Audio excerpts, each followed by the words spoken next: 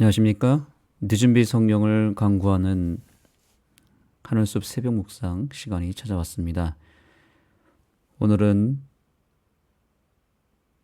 이번 주 교과의 셋째 날에 해당하는 화요일 서지의 말씀을 살피겠습니다. 말씀의 제목은 요한의 두 제자입니다.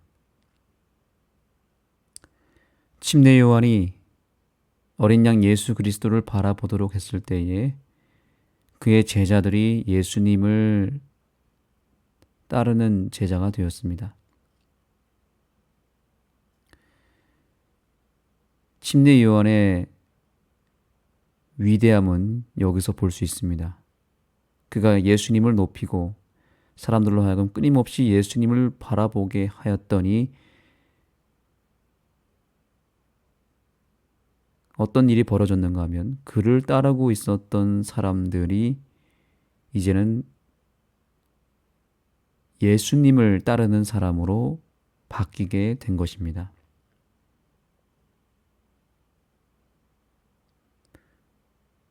우리는 우리와 연결된 사람들을 결국에는 예수님의 제자로 만들어야 되는 사명을 가지고 있습니다.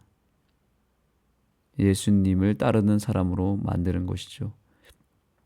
우리의 자녀, 우리의 가족, 우리의 부모, 우리의 친구, 우리의 모든 알고 있는 연결되어 있는 지인들 모두를 예수님을 따르는 사람들로 만들 수만 있다면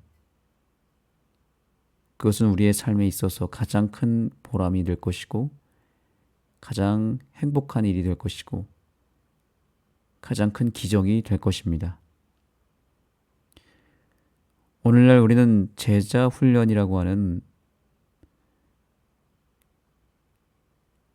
교회에서 진행하는 매우 중요한 사역을 하고 있습니다. 제자 훈련. 제자 훈련이 무엇일까요? 결국 진정한 제자 훈련이란 어떤 훌륭한 교재를 가지고 가르치고 배우는 일이라고 우리는 주로 생각할지 모르겠지만 결국 제자 훈련은 그 사람을 예수님의 사람으로 만드는 것, 예수님을 따르는 제자로 만드는 것이 제자 훈련일 것입니다. 목회자의 설교가 아무리 감동적이어도 그것을 듣는 청중으로 하여금 어린 양 예수를 바라보지 못하게 만든다면 그것은 진정한 참된 설교라고 할 수 없습니다. 우리는 설교를 하든지 예배를 드리든지 교회에서 어떤 사역을 하든지 무엇을 하든지 우리의 역할은 어린 양 예수를 바라보게 만드는 일을 해야 한다는 것입니다. 이것이 주님께서 우리에게 주신 사명입니다.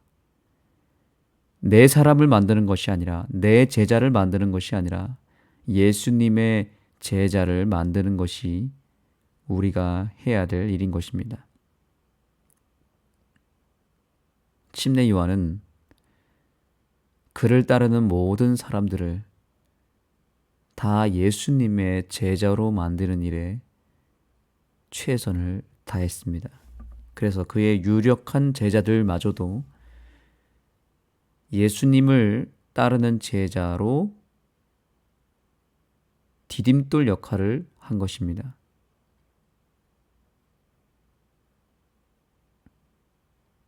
이것이 오늘날 우리가 취해야 할 삶의 모습이요, 우리의 사명입니다.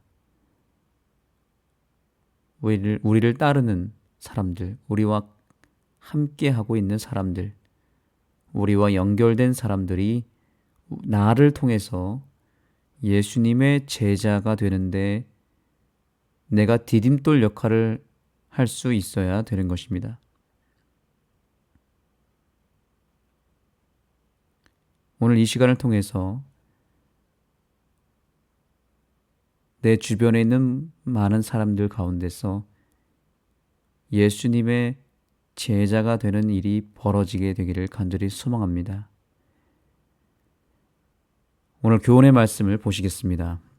침례 요한이 전도할 때 성령의 부르심에 반응하였던 예수님의 첫 제자들은 하늘 교사의 음성을 알아보았고 그분을 가리켜 메시아라고 증언하기 시작했다.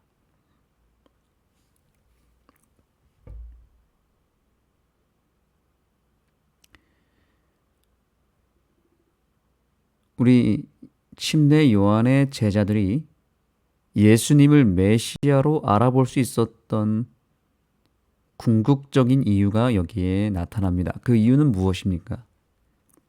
바로 이 부분입니다.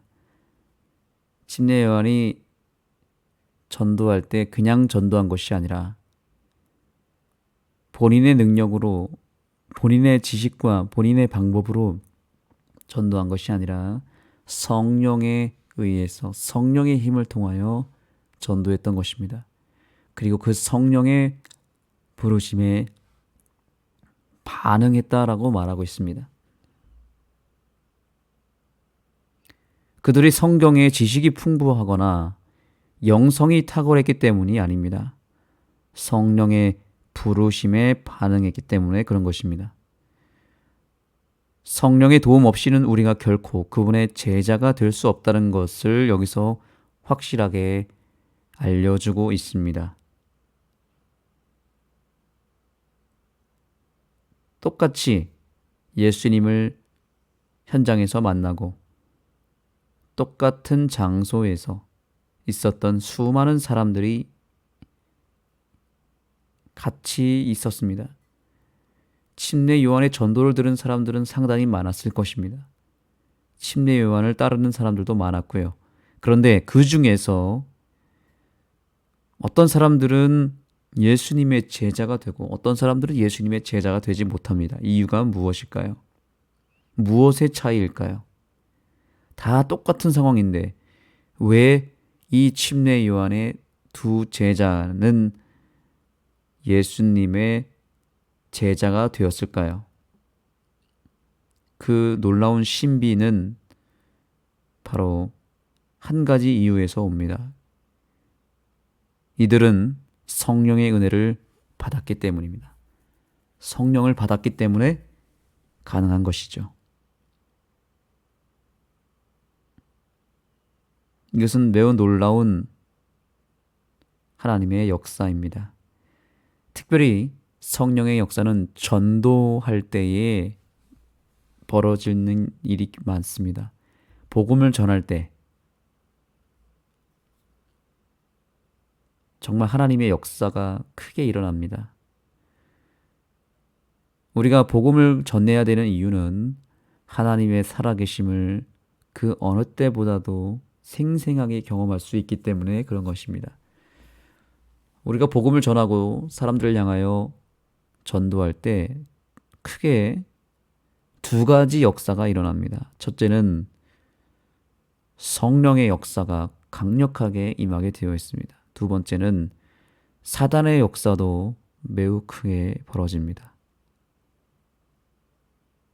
그래서 전도는 전쟁입니다.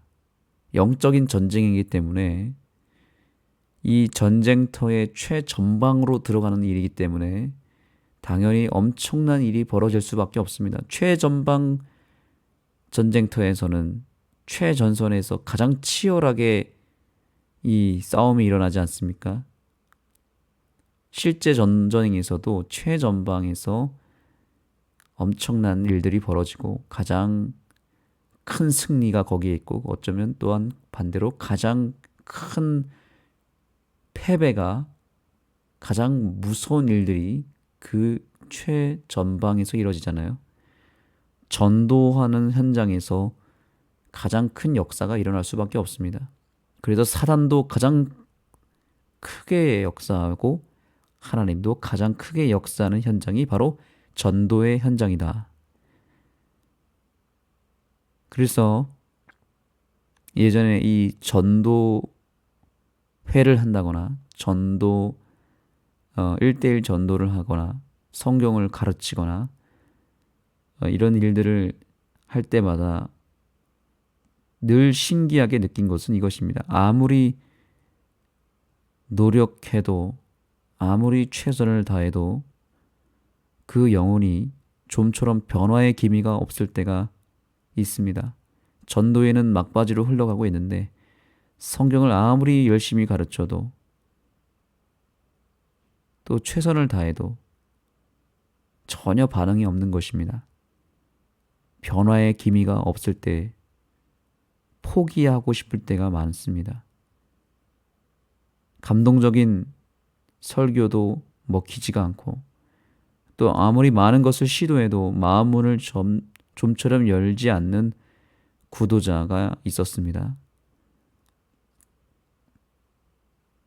이제는 이 구도자는 안 되겠구나 라고 포기할 때 그 전도의 마지막에 전도 대원들과 함께 간절하게 그 영혼의 이름을 놓고 기도했습니다. 그리고 함께 전도 대원들과 회개하며 우리의 죄를 먼저 주님 앞에 드리고 진정으로 함께 회개하는 일을 하였고 그 영혼을 구원해 달라고 하는 간절한 기도, 무엇보다 성령 하나님의 도우심을 구하는 기도를 올렸습니다. 하나님께서는 구하는 자에게 성령을 주시겠다라고 말씀하셨기에 그 절박한 상황 속에서 성령을 구했을 때 성령님이 정말로 역사해 주셨습니다.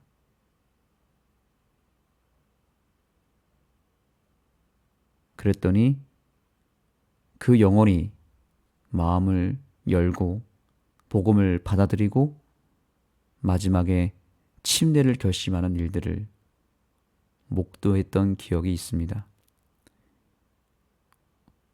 매 전도회마다 그러한 일들이 항상 있었습니다. 지난 우리 하늘숲교회 전도회가 9월에 있었죠. 그때도 똑같은 현상은 여전히 벌어졌습니다.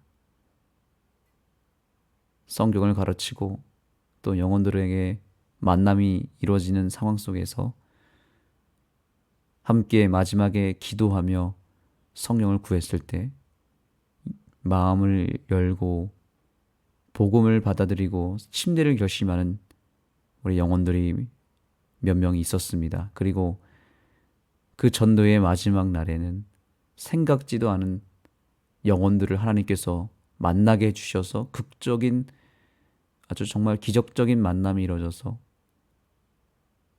우리가 정말 하나님의 역사가 아니었다면 만날 수 없었던 한 영혼을 만날 수 있었던 그런 기억이 있습니다.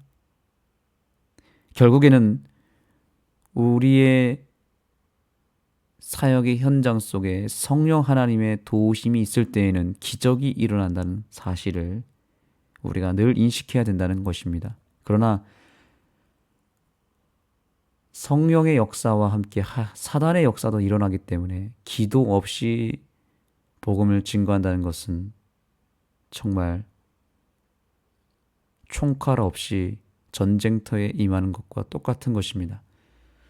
무기를 버려두고 전쟁터에 가는 것은 100% 패배가 보장되어 있는 것처럼 우리가 성령 하나님의 도우심 없이 복음을 증거할 때에는 오히려 그 영혼이 더 피폐해지고 또한 우리 또한 공격을 크게 받게 될 것입니다.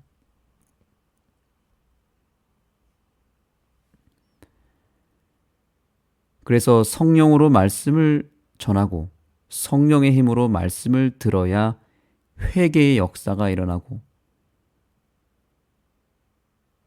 그렇지 않을 때에는 성령 없이 백날 말씀을 들어도 다만 지식이 늘어날 뿐이지 절대로 회개하는 일은 없을 것입니다. 그리고 무엇보다 성령의 도우심 없이는 우리가 절대로 예수님께로 나아갈 수가 없습니다. 그래서 예수님의 제자가 되었다는 것은 예수님을 만났다는 것은, 또한 예수님을 믿기로 결심했다는 것은 그 사람이 성령을 받았다는 확실한 증거라고 확신할 수 있는 것입니다. 왜냐하면 성령이 없이는 예수를 주라 시인할 수 없다고 성경은 분명히 이야기했습니다. 예수를 주로 시인할 수 있는 그 힘은 성령님을 통해서만 가능하다고 성경은 분명히 이야기했습니다. 제자들이 성령의 이끌림을 통해서 예수라고 하는 한 남성에게 나아갈 수 있었던 것은 그 이스라엘 땅에 태어나고 나사렛에서 자란 그 사람을 한 인물로 보는 것이 아니라, 사람으로 보는 것이 아니라 죽임 당하신 어린 양으로 여길 수 있었을 때에는, 그때에는 성령님이 확실한 인도하심이 있었기 때문이라는 것을 우리는 알게 되는 것입니다. 분명히 성령님의 도움이 있었다는 것이죠. 자, 여기 말씀을 보겠습니다. 자, 요한이 보라 하나님의 어린 양이로다 라고 이야기했을 때, 그때 어떤 일이 벌어지는지 보겠습니다. 두 제자는 오실 메시아에 대한 구약의 예언을 성취하실 그리스도에 대한 요한의 기별을 들었다.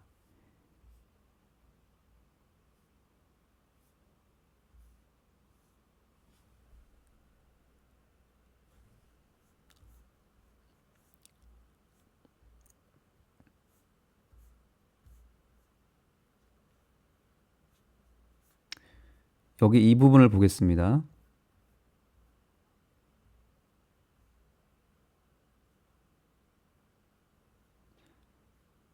그들에게 예수의 말씀은 신선함과 진리와 아름다움으로 가득 차 있었다. 그 다음입니다. 하늘의 조명이 구약 성경의 교훈을 비추었다. 진리의 다방면의 주제들이 새로운 빛 속에서 솟아올랐다. 여기서 우리가 주목해야 될 단어가 있습니다. 바로 하늘의 조명입니다. 하늘의 조명. 이것은 다른 말로 말하면 성령의 역사입니다. 조명하다, 성령의 조명이 있었다는 뜻입니다. 여기 성령이란 단어는 표현되어 있지 않지만 생략되어 있을 뿐입니다. 그래서 우리는 여기서 또 한 번 발견하게 되는 진리는 무엇입니까? 성경의 진리 역시 성령의 조명 아래에 나타난다는 사실입니다. 다시 말씀드립니다. 성경의 진리는 성령의 조명을 통해서만 나타난다는 사실입니다. 구약 성경에 미리 예언된 말씀들을 통해서 어떤 사람들은 어린 양 예수를 발견하지만 어떤 사람들은 그것을 통해서 예수님을 보지 못하고 엉뚱한 것을 보게 된다는 사실입니다. 성령 없이 성경을 읽으면 예수님을 보지 못한 채 예수님 외에 다른 것만 보게 됩니다. 그러나 성령의 도움을 통해서 성경을 읽으면 예수님을 만나게 됩니다. 오늘 이 순간도 마찬가지입니다. 성령의 조명 아래 우리가 이 교과를 대할 때에 우리는 예수님을 만나게 될 것입니다. 그러나 매일매일 공부하는 그 교과 공부에도 성령의 도움 없이 그냥 내 힘과 내 지혜와 내 생각대로 이 교과책을 읽게 되면 다른 것이 보이게 될 것입니다. 그래서 우리는 성경을 읽는 것도 매우 중요하기 때문에 이 성경을 잘 붙잡아야 되는 것도 있겠지만 성경을 펼치기 이전에 우리는 성령을 구해야 되는 것입니다. 침례 요한의 두 제자 요한과 안드레가 침례 요한이라고 하는 한 사람의 제자였다가 예수님의 제자가 될 수 있었던 것은 그들이 성령의 이끌림을 받았으며 결과적으로 그들이 또한 말씀을 펼쳤을 때에도 성령의 조명 아래 말씀을 펼쳤기 때문에 그들이 어린 양을 만날 수 있었다는 사실을 우리는 깊이 상고해야 합니다. 그러므로 오늘날 우리의 교회와 우리의 가정과 나 자신이 참된 변화와 개혁을 일으키기 위해서 우리가 무엇을 해야 될지를 깊이 생각해야 되는 것입니다. 이 시간이 그래서 늦은 비 성령을 간구하는 시간이라고 제가 늘 인사말로 하는 이유는 마지막 때에 예수님께서 우리를 향하여 성령을 보내주시겠다라고 약속하셨는데 그 성령을 우리가 매일 아침마다 받을 수만 있다면 우리의 삶은 완전히 다른 삶을 살게 될 것이고 다른 세상으로 우리가 입성하게 되는 놀라운 축복을 얻게 될 것입니다. 그리고 우리가 성령을 받아야만 우리의 가정과 우리의 교회가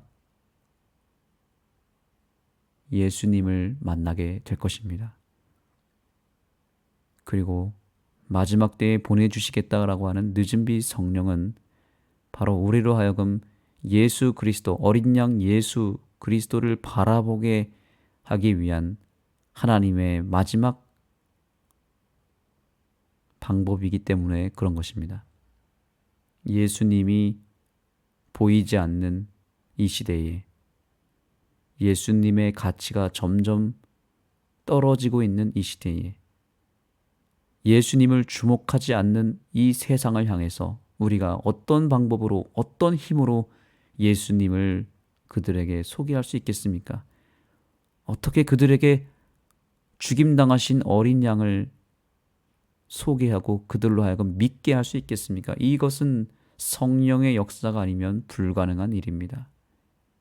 우리는 지금 불가능한 일을 우리의 힘으로 하려고 할 때에 그 일은 가장 어렵고 힘들고 우리를 오히려 피폐하게 만드는 일이 될 것입니다. 정말 성령을 구하지 않는다면 우리에게는 정말 희망이 없습니다. 예수님의 제자들도 침례 요한을 통해서 성령을 받고 예수님을 만나지 않았습니까? 오늘 두 번째 침례 요한으로 부름받고 이 세상을 향해서 광야에 외치는 자의 소리가 되기 위하여 이 아침을 깨우는 우리들이 해야 될 첫 번째 일은 주여 우리에게 성령을 보내주옵소서, 우리에게 약속하신 늦은 비 성령을 보내달라는 간구를 통하여 우리가 성령에 충만한 사람으로 거듭나는 것이 이 아침에 우리의 유일한 소원이 되어야 되고 기도의 응답이 되어야 할 줄 믿습니다. 함께 기도하시겠습니다. 하나님 감사합니다. 우리에게 새 생명을 주시고 우리의 진정한 사명을 깨우쳐 주셔서 감사합니다. 우리에게 보내주시겠다고 약속하신 늦은 빛 성령을 속히 보내주시고 우리가 성령의 충만함을 입을 수 있도록 역사하여 주옵소서. 구하는 자에게 성령을 보내주시겠다고 약속해 주셨사오니 오늘 이 아침 우리는 다시 성령님을 구하겠습니다. 다시 늦은 빛 성령을 꿈꾸겠습니다. 저희에게 내려와 주셔서 성령의 충만함을 허락하여 주시고 우리의 어제 지난날의 삶을 다 십자가에 못 박고 우리의 모든 죄를 고백하여 깨끗함을 입게 하여 주시고 주님의 성령을 충만하게 받는 이 하루가 되게 하여 주옵소서. 예수님의 이름으로 기도드립니다.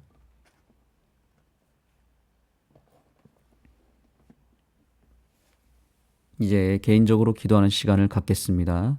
늦은 빛 성령을 구하는 이 아침이 되기를 소망합니다. 그리고 실제로 오늘 성령님께서 저와 여러분의 마음 가운데 역사하셔서 우리로 하여금 예수 그리스도를 만나고 그분을 영접하는 그 놀라운 역사가 우리 모두에게 일어나며 또 여러분의 삶에서 여러분과 연결된 수많은 사람들이 예수님을 바라보고 예수님의 제자가 탄생되는 귀한 하루가 되기를 간절히 소망합니다.